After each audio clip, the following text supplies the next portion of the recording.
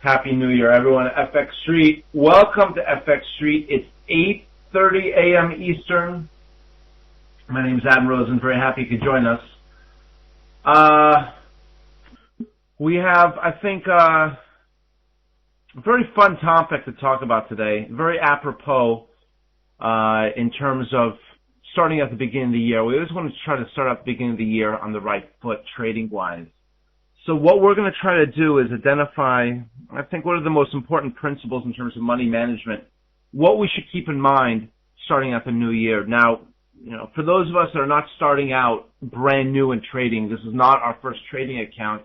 We always have history that we bring with us. If we've made money in the past, then we bring maybe a little bit of arrogance, and okay, I know what I'm doing. Or if we've lost money in the past, maybe we bring a little bit of the pain of those losses forward. We say to ourselves, well, it's 2011, it's a new year, maybe a new trading account or a new strategy or a new broker, or maybe everything's new. But I lost $5,000 last year on XYZ broker or XYZ strategy, and therefore, that tends sometimes to cloud my judgment a little bit, in the sense that, well, I've lost so much money. Let me go ahead and try to make back the money I've lost. If I open a $2,000 account, all of a sudden it gets chopped down to $1,000 or $800, or even more. I'm not thinking so much about the strategy or the market or the moving average or the news of the day. I'm thinking, how can I get my money that I've lost back? How can I get that back as easy and as fast as possible? And then once I get my account back up to break even, well, at that point, I'm going to do everything the right way. Unfortunately, the market doesn't allow us that luxury to give us those easy wins just to get back our losses. And it seems that it's so much easier to lose money than it is to make money sometimes. So it behooves us, it's really so much in our favor to try at all times, despite what has happened in the past. Whether we've made money or lost money, it always is in our best interest to try to do things the right way. This gives us a great opportunity, a new year, to do so. So what we're going to try to do today is talk about, I think, what are the most important principles in terms of money management, managing your accounts, and understanding if the strategy that we're using is right or wrong for our own trading lifestyle. Now, there are a couple principles that we always talk about. We always talk about trading, a range-bound or trending market. I'll try to keep notes on some of this stuff. Just to keep everything sort of comprehensible here. Trading range-bound versus trending markets, this is something that, well, it's been kind of tough, for me early on in my trading career, is understanding and anticipating the difference, the change between the two. I mean, look at over here, we're looking at the euro-dollar daily charts. In the big picture, it looks like a very, very nice head and shoulders, and you would be correct. But what I like to say is that within every trend, there's a smaller range, and within every range, there's a smaller trend. Over the long term, we see a nice upward trending channel to the upside, and this is a nice trend. And when we have a trending market, we like to say the trend is your friend, meaning I only want to go long in the same direction as the overall trend. Now, in the past week or so, the euro-dollar actually did break below this long-term trend, so this is not exactly the greatest example, but we'll stick with it. Let's assume for a moment the euro-dollar did not break below this uptrending support. We would still be in this long-term channel to the upside. However, within the long-term channel, on a daily chart, all I do is zoom in, and I can see a shorter-term range. A range-bound market is a market that does not move, does not make a lot of progress to the upside or downside. We go up a little, down a little, up a little, down a little. That's a range-bound market. Well, within that range, if we zoom in even more, still on daily charts, we see we have a nice trend to the downside. So I think the real key in looking at charts, we always want to maintain this a consistent type of approach. I always start with daily charts going back 6 months to a year, and to draw my uptrending support lines or resistance lines, Fibonacci, to try to determine, is it range bound, is it trending, and if so, where are the relevant support and resistance levels? And which direction, if there is a trend, which direction is that trend? Because again, if there is a trend, if there is a specific direction, I only want to trade in the same direction as that long-term trend. But we should always consider in terms of the time horizon. If I ask you, and I always like to make this silly little analogy, that if I were to ask everyone the question, what do you think is name 3 stocks that you think will go up between now and the next 10 years? Well, there's a lot of stocks I think I could pick that would probably go up more than they're going to go down in the next 10 years. Something like Ford, Apple Computer, Microsoft, virtually any of them. If you say, let's talk about 3 stocks that we think will go up in the first 15 minutes of trading once the market's open at 9:30 in another hour or so, that's a different story. As we get shorter in time frame, our job becomes more difficult. Where will the euro dollar be 5 minutes from now? Up or down? It's anybody's guess. Where will the euro dollar be a year from now? Well, I would probably guess down if the U.S. raises rates, or up if the European Central Bank raises rates. The point being, I think it's an easier question to answer when we have more time. Now, why don't we take only long-term trades? Because we have a limited amount of capital, and there's opportunity cost. If I buy the euro dollar based on, or better yet, sell short the euro dollar based on this breakdown and say, I'm not going to touch this trade for the next year. I'm going to use thousands and thousands of pip stops and limits. Well, that's fantastic, but that ties up our capital. We can't use that money to place any other trades, until this trade is closed. So we have that opportunity cost, and that's the attraction to day trading, is that we can use a lot of capital, get in the market, get out of the markets, and have that capital available for the next day or the next trade and still take advantage of short-term moves. We have to, as individual traders, find the level of time horizon versus opportunity cost that best serves our purposes, including our the day-to-day schedule. So often, you hear the statements say, well, I don't really have a lot of time to trade. Therefore, I'm looking for a good day trading strategy where I only need to be in the trade maybe 5 to 10 minutes. I want to make my 20 or 30 pips a day, get in, get out. And that's what I'm looking for. That statement is actually counterintuitive. At the surface, it sounds like it makes sense. I only have a little bit of time, a few minutes every day. Some people just look for a day trade. I would argue it's actually the opposite. If you only have a few minutes every day, I would definitely recommend that a longer-term trading strategy is probably best suited for your lifestyle. Because to look for these day trades where you sit in the stock for only 5 or 10 minutes, you make your 15, 20, 30 pips, you get in, you get out, you make your money for the day. The fact of the matter is sometimes you have to sit in front of the charts 4, 5, 8 hours, 10 hours just to look for that right opportunity. See, day trading statistically, we have to be right almost all the time because day trades don't use a very good risk-reward ratio. We're going to talk about risk-reward in a moment. But longer-term trades, we don't have to update the trade very, very often. And we don't have to do a lot with it very often. After all, if we buy stocks in our 401k or in our IRA account, how much time do we really commit to making those decisions and studying the stocks that are in our IRA account or in our retirement 401k account? Not very much. We have money in our 401k and we say, okay, I'm gonna add this capital to my long-term Fidelity Growth Fund, or I'm gonna add this to my Charles Schwab Bond Fund, or whatever it may be. Day traders need to spend a lot of time watching the markets, looking for that highest probability trade. Day traders have to be right 80-90% of the time. Long-term traders, not such the case. I'll show you what I mean. Here's an Aussie dollar daily chart. I picked the Aussie dollar because it's a nice long-term trend to the upside. We so far have not broken below this uptrending support line, by the way. I won't be convinced that this is truly a breakdown unless we close below 9,800, closing below maybe a few candlesticks in a row. But this trend line, going back to July of last year, seems to be pretty consistent, at least for the time being. And it's nice that resistance is almost exactly parallel, comes in a parallel fashion. Now, when we talk about a trend, we always say the trend is your friend. We want to trade in the same direction as that trend. Trading in the same direction as the uptrend, we only want to buy. Why not? Because most of the candlesticks are moving only to the upside. Think back to our IRA or 401k account and just say to ourselves, okay, I think I'm going to buy, Apple Computer or Google stock. I think it's a good investment. Well, we would never think in our IRA accounts that we would sell short Apple Computer or sell short Google, because those stocks seem to add another $100 to the price almost every other day. They're very, very strong stocks. If you were to look at a chart of Apple, and you would be able to say, well, just like the chart of the Aussie dollar, well, the Aussie went up, but if I would have sold short, I could have made money going down. And if I would have gone long, I would have made money as the market went up. And then I could have sold short and made money as the market goes down. We think this way in terms of foreign exchange, maybe because it's so easy to take the inverse of the currency pair. Go long Aussie dollar, short Aussie dollar.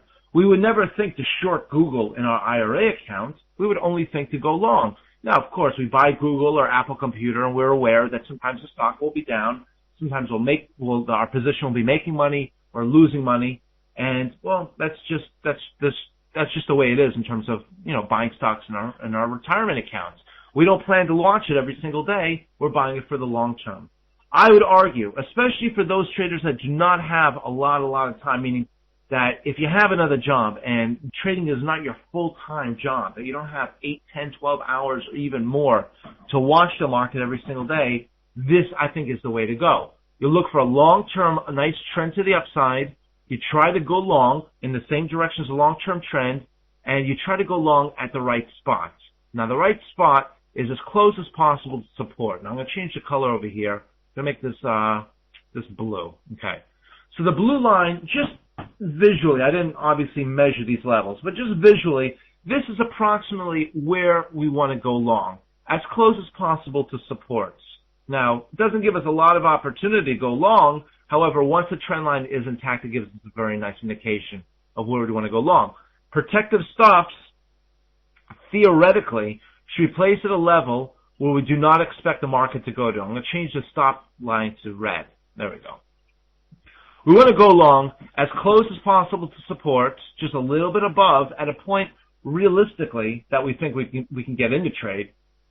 We want to place our protective stops on the other side of this trend line at a point where we do not think the market's going to go to, and we want to take profits. Well, I want to hold this for the long term, but I do want to take profits realistically at a point where I think the market's quite extended. And I'll draw another red line that tells us, gives us a visual approximately where we want to sell, not sell short, but just take profits. However, given the fact that this is a carry trade is where you're buying the currency like the Aussie with higher yield, selling short the currency with lower yield like the dollar. Given the fact that it's a carry trade, we're making a little bit of interest every day, and I know that interest doesn't add up to a lot, but the fact that there is interest means that other traders are buying this currency pair for that same interest, and therefore, long-term trends tend to develop in the same direction as the higher yielding currency. In this case, to the Aussie, to the upside, dollar to the downside. Because this is a long-term trade, and because this is in favor of the carry trade, we're not selling short the Aussie, but rather we're going long, I want to hold on to the piece of the trade. How would I manage this? Well, I would want to, let's say, at the first real test of support, we have two lows that establish a support level. The third time the market tests and fails to break below support is actually where we want to go long, and we could say we want to go long, okay, maybe around 95.50, uptrending support line. Excuse me. Now, from that point moving forward, obviously we'll place our protective stops below support. Now, when I go long, I want to try to go long at least a position that will allow me to break that position into multiple units. If we normally trade too many lots, we buy too many lots separately, 2 micro lots or 2 standard lots, at least so we can break up the trade into 2 pieces. The reason being is that when we go long and that we hold this trade up to resistance, now I know we haven't touched resistance up here, there are other ways that we can determine how to take profits. Regardless of that method though, at the point, that we think that it's the best time to take profits, I want to sell just a piece of the position, okay? I don't want to sell the whole trade because we never know if the Aussie is going to stop at the highs of 102.55 or go to 105. And we want to be in, we really have to be in to win, so to speak. So what we want to do is hold on to a piece of the trade. Now, it's a I think it's very advisable that when you sell half of the position, when you take profits in half the position, move the protective stops on the other half of the trade to break even. That way, that if the market pulls back and we break even, On the other half of the trade, we haven't lost any money, but at least we've reduced the risk. Other traders will say, I'm just going to continue to trail my protective stops up to the point where they should be according to the chart. I tend to agree with that too. But given the fact that we, let's assume we went long right around here, that blue line, 96.17, we would move our protective stops up to break even. I'll drag this line up, and that brings the protective stops to break even, which, by the way, is still below our uptrending support line. That makes a lot of sense. Either way you cut it, move our protective stops up to break even, move the protective stops to readjust them to capture the current profits under our support line. Either way, you choose to kind of proceed with this trade, I think it's okay. I don't think that's going to make a big difference as long as we capture a piece of profits and then reduce the risk in the rest of the trade. Now, mixing in, and it certainly is a very important part of what we do, the fundamental analysis. Now, geopolitical events, things like floods or wars or, anything unexpected that could really shock the market trumps everything else. Fundamental analysis is important. Technical analysis is important. But technical analysis basically measures everything that the charts have shown us so far. Fundamental analysis, sort of gives us a basis to anticipate how this economy may perform in the future given XYZ fundamentals as we know them now. However, under a very different condition, such as war, a terrorist event, a flood, some sort of geopolitical event that we did not expect and completely shocks the market, that could change the charts. Now, given the fact that the news is already out for a considerable amount of time regarding the floods in Australia, given that fact, we would now expect the market to break down. It would be a very strong sign to the Aussie dollar if the Aussie dollar fails to break down despite this news. Now, if the Aussie dollar breaks below the support line, I think it could be the beginning of something different to come. But I would have sort of expected that to happen already. I mean, after all, the news is out there. Everyone certainly is very aware of the possible implications. There was trade balance numbers earlier today in Australia, which definitely showed a decrease in the value of the exports, less than it was expected. Australia is exporting less than analysts expected them to. So I would not expect things to be fantastic. But then again, on the chart, I kind of would have expected the market to already break down. Specifically, today's low is 98.19. We did not break below 9800. We could also obviously look at this from a Fibonacci point of view as follows. Draw from the last significant low, last significant high. Remember, Fibonacci is going to help us define if we're still in a long-term trend to the upside. Notice today's lows did not break below the 61.8% Fibonacci level, which coincidentally arrives right around 9,800. I think 9,800 is a big level for the Aussie dollar. If the Aussie dollar can stay above 9,800, I think we can go higher, revisit highs, and even go higher than that. If the Aussie dollar does not, if the Aussie dollar breaks below 9,800, I think this could be the beginning of something new to come to the downside. Now, let's talk about a different way that we can go about managing our trades in terms, or better yet, trying to discover what's the best way to trade. There are different indicators we can use. Now, I wouldn't suggest use too many different indicators at the same time, but these indicators do have their purpose. Now, before we talk about the indicators, really quickly, let me just mention something about risk reward. Let's take our last trade for a moment. Remember, we decided we were going to go along the Aussie dollar around 9,600. Support was at 9,530. And just visually, we see our protective stops are 9,460. Let's say 9,450. Okay, just to make the math easy. 9,600, placing on protective stops at 9,450. We risk 150 pips. 150 pip stop order. Where do we want to take profits? I want to take profits near the upper end of the range, our projected resistance level. That's at 105 to 103.50. Well, that's all fine and dandy. However, it's very difficult to anticipate the market can trade the level it hasn't gone to yet. Let's plug in an indicator to make this a little bit easier, like the Bollinger Bands. We go long at the lower Bollinger Band. We take profits at the upper Bollinger Band. That's in a long-term trend to the upside. Now, lower Bollinger Band, right around 90. We said we go long around 9,600, right? 9,600. Placing our stops at 94.50. We risk 150 pips. We will want to take profits near the upper Bollinger Band near 99.94. Let's round it up to parity. 1.0000. So we're going along at 9,600 with protective stops at 94.50 and our limit order around parity. So we're risking 150 pips with the potential to make around 400. Risking 150 pips with the potential to make 400 is almost a 3-to-1 risk-reward ratio, which on long-term trades is ideally where we want to look, okay? Because we're 3 times our 150 pip risk. It would be 450. We're talking about 400. Now, if we can get in with a little bit of a better entry, instead of risking 150 pips, we risk 120. And instead of trying to make a 400, we make 430. All of a sudden, we can see very quickly our risk-reward ratio will move in our favor. But I would mention, it's very important, the decisions to get involved in the market, decisions to buy or sell, should not be dictated solely by our risk-reward ratio, but rather what the charts tell us. Ultimately, my decision to buy the Aussie dollar is based on the uptrending support line. We have to follow the charts. We have to, follow what the charts tell us to do, so to speak, to go long near support, sell short near resistance, but only trading in the same direction as the trend. But the risk-reward ratio will tell us, is it the right time to get in now?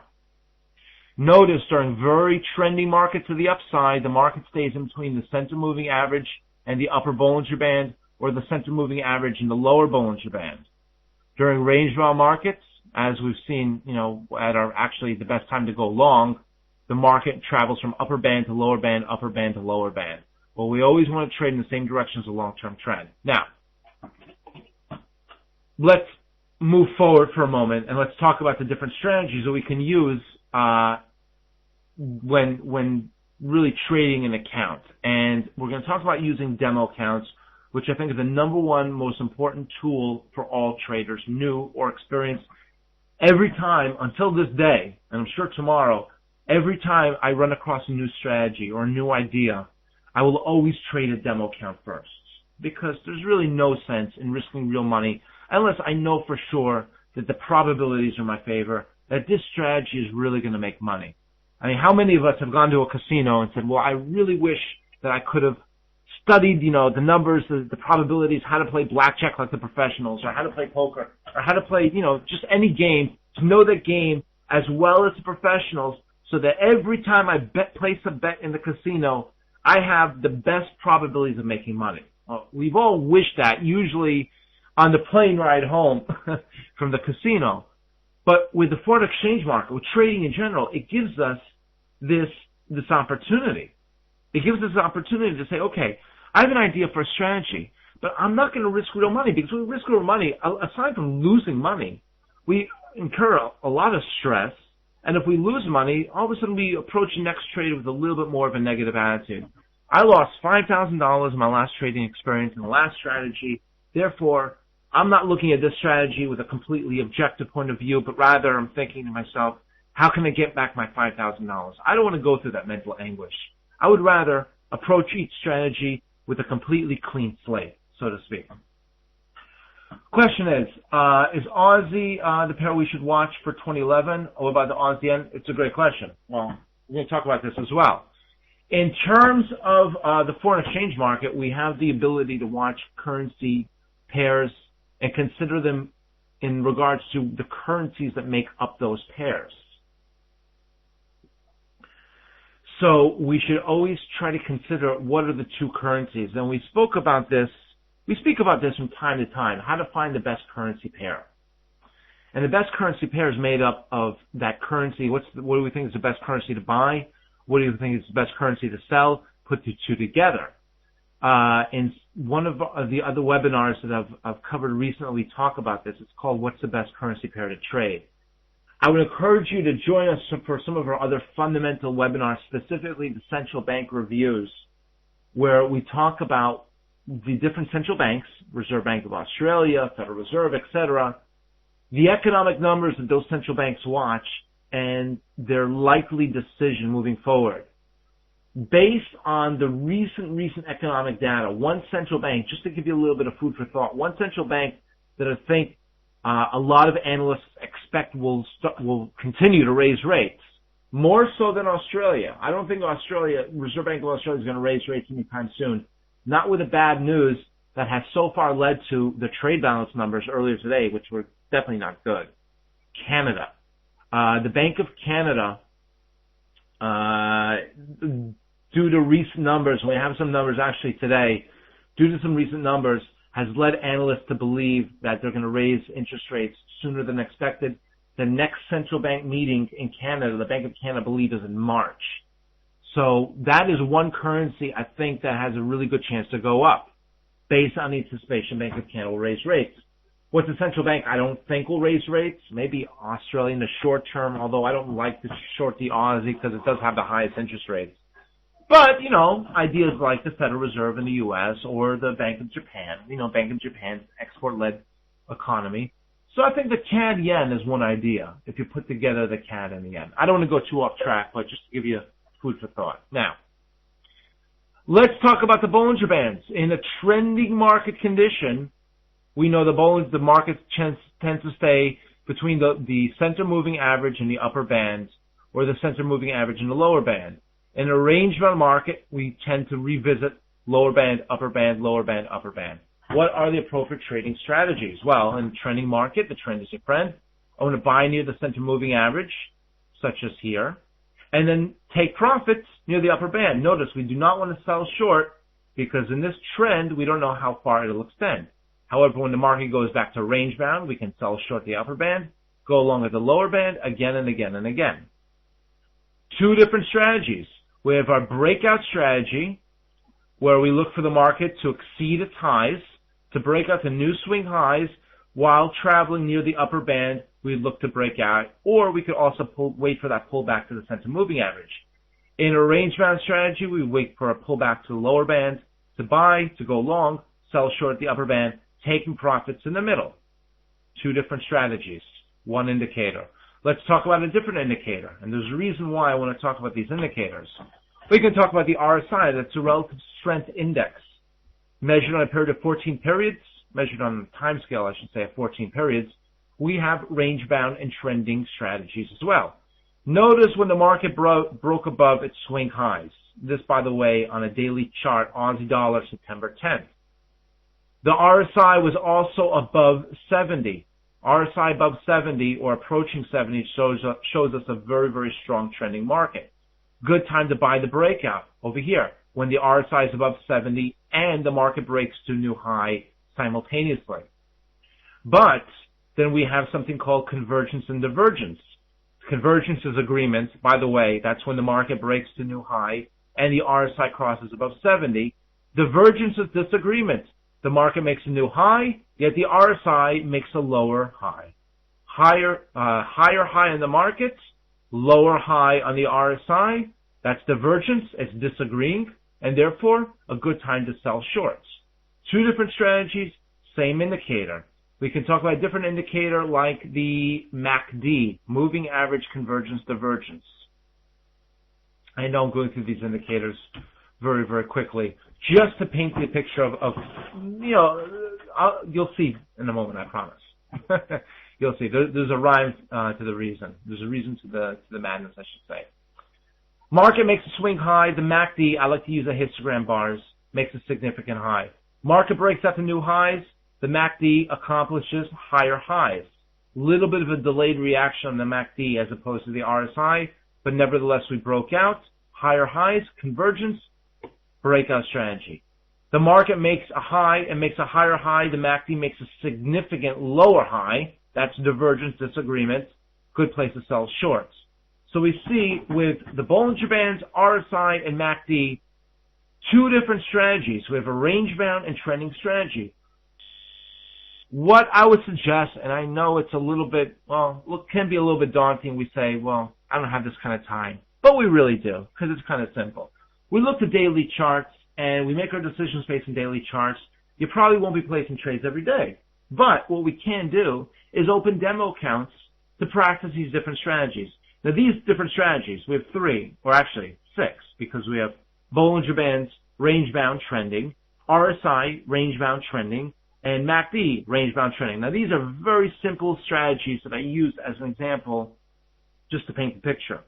If you have different strategies, any strategy, any idea that comes to mind, I'm going to buy on a full moon and I'm going to sell on high tide or whatever it may be, practice a strategy on a demo account for at least 30 days and enter the demo account, enter the figures from this demo account into our demo account manager.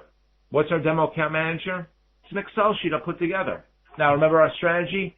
After 1 month, and actually I think more than 1 month is probably a little bit better, but I'm going to open up 6 different demo accounts. And I'm going to trade the demo accounts for 1 month, and I'm going to try to take a look to see what the numbers look like at the end of the month. Again, I think more than 1 month is necessary. On our RSI reversals, I traded the euro dollar and I made $45, and I'm making these numbers up, of course. But I lost 67 on the pound dollar, and I made 98 in the Aussie dollar, and I lost 100 on the dollar CAD. And the RSI breakout on the euro dollar, I made 12, and I only lost $1 on the pound dollar, and I made $76 on the Aussie, seems to be my currency pair, but then I lost 78 on the dollar CAD. And we can see very, very quickly these numbers that on the graph at the bottom, it begins to show us what is the best and what is the worst in terms of our different strategies. And we can continue, we can say, well, I made 56 on the euro dollar, but then I lost 67 on the pound dollar, and I made 23 on the Aussie dollar. Aussie dollar seems to be my favorite currency pair. So I lost 54 on the dollar CAD, and we can even continue to enter in a few more numbers over here. Now, it really doesn't matter what the numbers are, as long as the numbers reflect, oh, I lost money in the Aussie dollar, and I lost a little bit more on the dollar CAD. But at the end of the day, we can see what currency pair responds to what strategy the best. Now, I think that it's important to do this over a few months because market conditions change. During trending market conditions, let's say the dollar gets crushed. Well, I would expect the euro dollar, pound dollar, Aussie dollar to go up, and the dollar CAD to go down a lot if the dollar goes down. But what happens if the dollar falls asleep for the next 2 months? Well, then I think our trending strategies may not work as well. Our range-bound strategies might work a little bit better. But at the end of the day, we can see the Aussie dollar on our RSI reversal strategy was our best performing currency pair on the best strategy. The worst was this blue line over here. What does my color code key say? That was the dollar CAD, and that was an RSI reversal as well. So we made the most amount of money in the Aussie dollar. We lost the most in the dollar CAD. Tells us, hey, these are the currency pairs and the appropriate strategies we can safely commit money to, or at least commit money to, and have the best probability of success. This is a scientifically tested approach, as opposed to, just starting a new strategy and trying to place a trade based on the look and feel of the charts or based on the news coming out of Australia. That kind of spontaneous trading, in my experience, rarely leads to any kind of gains. Questions? Using the Bollinger Bands, how does one determine if the market's going to break out or if it's going to move sideways? Great question. I didn't intend so much to talk about the indicators, but rather use them as an example. But I'll be happy to talk about it. Let's get rid of the lines to make things a little bit easier. Okay. Except for our trend lines, of course. Okay, so we have the Bollinger Bands, and we know, in terms of the Bollinger Bands, how do we know if it's going to break out and move sideways? Well, number one, I would take a look at the market action. Again, in trending market conditions, in trending market conditions, oftentimes we will see the market that will remain between the center moving average and the upper band, or the center moving average and the lower band. This is a trending market condition. I'll draw vertical lines. That's trending markets. That's what we want to look for. In the trending market, again, we want to go long near the center moving average. Depending on the time frame, sometimes you'll see the market pull down to the lower Bollinger Band, but I think most of the time you'll see this. Center moving average to upper band, center moving average to lower band. All right. Near or above the upper band or near or below the lower band. But again, I think the best way to use the Bollinger Bands in order to determine range-bound trending is just to simply note, is the market in between one Bollinger Band and the center moving average, or are we crossing above and below, above and below? Do you use each indicator by itself? I would recommend so.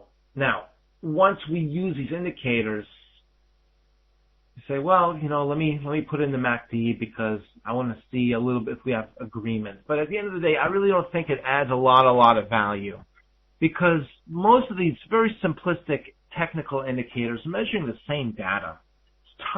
It's price over time. The Bollinger Bands measure the 20 simple moving average, 2 standard deviations over 20 periods, going back. 20 obviously. 20 simple moving average. The MACD is a 12 and 26 exponential moving averages over 9 periods. A 55 simple moving average is just 55 candles back, the average of those candles. So I don't think that necessarily it's going to add any value to use multiple indicators. However, understand that different indicators will give a signal at different times. The RSI, in my opinion, I think tends to give a signal a little bit faster than the MACD. Now, someone mentioned slow stochastics. I think the slow stochastics actually, where my candlesticks go? There we go. Slow stochastics, I think, if possible, might work a little bit faster than the RSI.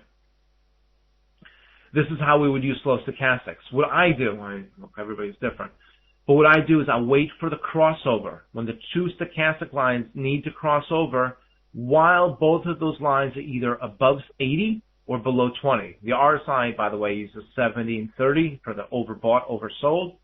Slow stochastics uses 80 and 20. Wait for the crossover. Let's zoom in. Only when we're above 80, such as it occurred over here, or even more recently, or below 20. When that occurs, statistically, I think you have the greatest chance of a reversal. Now, in addition, we should also consider something else very, very important, our risk, our correlation. Generally speaking, the most I ever want to have a risk in my account is 5% of the current account equity. Now, I think it's advisable to start with less, and now with the advent of these nano lots and micro lots, we can open up even a $500 account or a $300 account and still adhere to the proper risk parameters, meaning not risk more than a certain amount. Let's assume we open a $2,000 account. Well, 5% of $2,000, 10% is $200, 5% is $100. 5% of a $2,000 account is $100. And again, 5% I think is the maximum that anyone should risk on a single trade, or on in terms of a market position, a position in the market. 5% on gold, 5% on the euro, 5% on and on the Dow Jones Industrial Average. Reason being is that if we risk 5%, and again 5% is the maximum, that means you love the trade.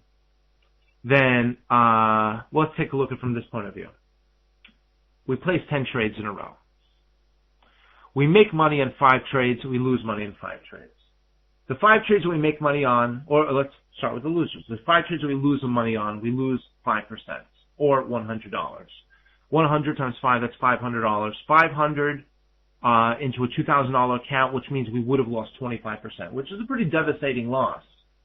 But it's better to lose, if we must lose 25% of our account, it's better to do so over 5 consecutive losing trades. Let's remember again our 3-to-1 risk-reward ratio. Remember, we're trying to look for those long-term trades that give us a potential to make at least 3 times as much as our risk. If we're risking $100, which by the way, again, is 5% of our $2,000 account, then we would hope to make at least 3 times, approximately 3 times as much as our losers on the winners. 3 times our 100 would be $300. $300 average winner. $300 winner times 5 consecutive winning trades. We would make $400 300 times $1,500. Remember, we lost 500 on our 5 losing trades. We made 1,500 on our 5 winning trades. Net, we've made $1,000. 10 trades, we lost money in 5. We've made money in 5. Net, we've made $1,000. But a $1,000 gain on a $2,000 account is a 50% return. The best money managers on the planet hope to make 10, 12% a year. If we can make 50% on our accounts over the course of 10 trades, that's fantastic. Now, not so easy. We have to find the trades. We have to use the right risk management. We have to also maybe get a little bit lucky too. But I think that does a good job of demonstrating that even though we're only using a very, very small amount of capital, or only risking 5%, it allows us still the potential to make a good amount of money and to, more importantly, to make a very, very handsome return on our account over time. But again, we always want to think about our risk in terms of the individual currencies. And there's always correlations that exist. The correlations will exist and in reverse. For example, the dollar and the yen. Sometimes the dollar and the yen go down together. When the stock market goes up, we tend to buy the higher yielding currencies like the Aussie and the Kiwi, etc. And we sell the lower yielding currencies like the dollar and the yen and the Swissy.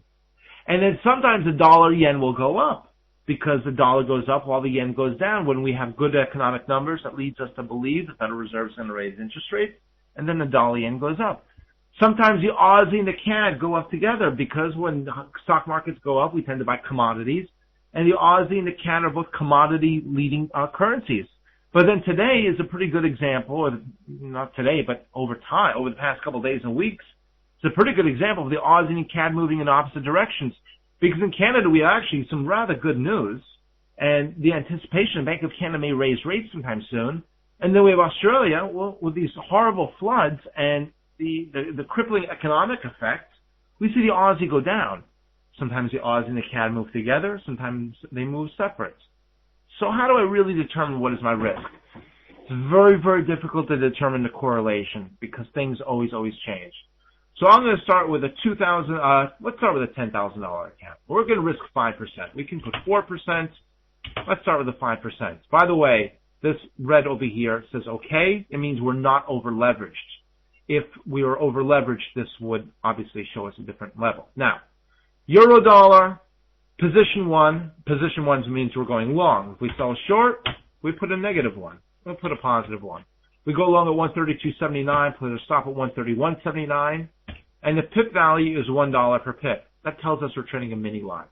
If we put $10 per pip, that would be a standard lot. But notice, if we're trading standard lots, this okay is not okay. It actually shows us we're over leveraged by $600. This, by the way, is just an Excel sheet I put together a long time ago. Now, I'm going to put together some other trades. I'm going to go long the dollar CAD as well. I'm going to just make up some numbers. And notice, by the way, I don't use any decimals for any of these numbers. Parity, and I'm going to place my protective stops at 99, let's say 98. I'm just making up these numbers, of course. And by the way, every time I add some new figures, I'm going to trade too many lots for the dollar CAD, by the way. Every time I add some new figures, the bottom chart calculates exactly what our net exposure is. I'm long one unit of the euro. I'm long 1 unit of the pound. I'm short $1, and I'm short 1 CAD. Well, let me go long. I'm short 1 CAD. Let's see if I can sell short a little bit more CAD.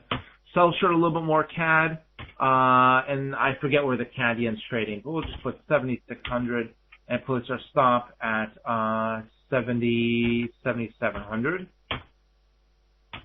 And that calculates, based on the fact that we're selling short 1 mini lot.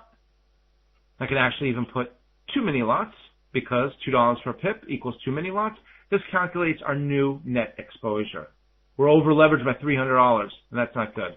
So we have to reduce our position size. Now we're over leveraged by only $200, and so I'm going to put 0.5 of a position size, and that means half a mini lot or 5 micro lots. We're still over leveraged. That means I have to reduce something else. And this shows us very, very quickly how to adhere. Now it says okay, by the way. How to adhere to proper risk management. Just a little Excel sheet that demonstrates, I think, a very, very important concept. So what have we talked about? We've talked about range-bound versus trending markets, and only trading in the same directions those trend because, those trends exist for a very, very important fundamental reason.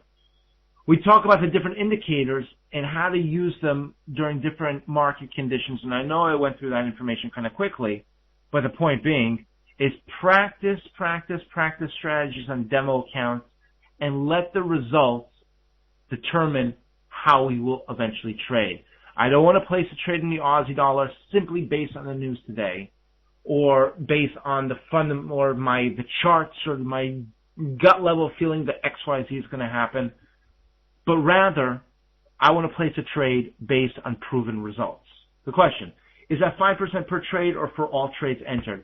I don't want to risk more than 5% per position. Position, in my book, is euro or dollar. Now, if I want to go short the dollar, I can go long euro dollar, pound dollar, Aussie dollar, Kiwi dollar. That's fine. But I don't want to risk more than 5% on the dollar. So if the dollar moves, if one single market moves like the dollar, I don't want to lose more than 5%. Going back to example really briefly over here, let's say exactly this. Okay? Change this to 0, 0, 0. Okay. Change everything else to 0. Okay. And I want to go long the Aussie dollar, the euro dollar, pound dollar, Aussie dollar, Kiwi dollar. I want to go long the Aussie dollar, let's say at parity. And I'm going to place my stops at 9,800. And I'm still okay. And I'm going to go long the Kiwi dollar. I forget where the Kiwi dollar is. We'll say 8,900. And we'll put the stop at 8,700. Okay, are we over leveraged? Just by a little bit. So let's reduce the position size. Instead of 1, we'll say 0.7. And we'll change this one to 0.7. Okay. So we can see here, we have taken not more than 5% risk on the dollar going long the euro, pound, Aussie, and Kiwi against the dollar. That way, if the dollar goes up, I'm not going to risk more than 5%. Or if the euro, pound, Aussie, and Kiwi all go down together against the dollar, I'm not going to risk more than 5%. So we can take multiple trades as long as our net position is not more than 5%. Use this type of approach to determine the risk. Practice